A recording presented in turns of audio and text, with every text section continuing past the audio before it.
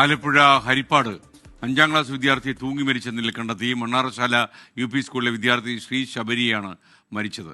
ശുചിമുറിയിലാണ് മൃതദേഹം കണ്ടെത്തിയത്. 2 ആഴ്ച മുമ്പ് പിതൃ സഹോദരൻ വീട്ടിൽ തൂങ്ങി മരിച്ചിരുന്നു. ആത്മഹത്യ ഒന്നിനും പരിഹാരമല്ല. സ്കൂൾ വിദ്യാർത്ഥികളിലെ ആത്മഹത്യാ പ്രവണത അധികരിച്ചു വരുന്നുണ്ട്.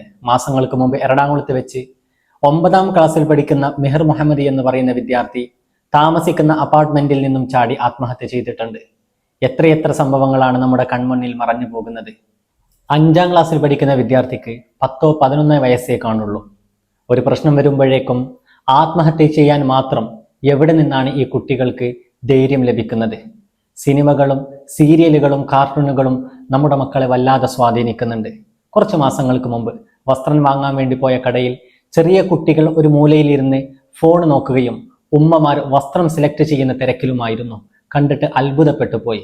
പ്രിയപ്പെട്ട ഉമ്മമാരോടും സഹോദരിമാരോടുമാണ്, നമ്മുടെ മക്കൾക്ക് വല്ലതും സംഭവിച്ചു കഴിഞ്ഞാൽ അതിൻ്റെ പരിണിത ഫലം നമ്മൾ മാത്രമായിരിക്കും അനുഭവിക്കുക. ചുറ്റുമുള്ള വാർത്താ ചാനലുകളോ മാധ്യമങ്ങളോ 1-2 ആഴ്ചകളിൽ അവരുടെ ചർച്ചകൾ അവസാനിപ്പിക്കുകയും മറ്റൊരു വിഷയത്തിന്റെ പിന്നാലെ പോവുകയും ചെയ്യും.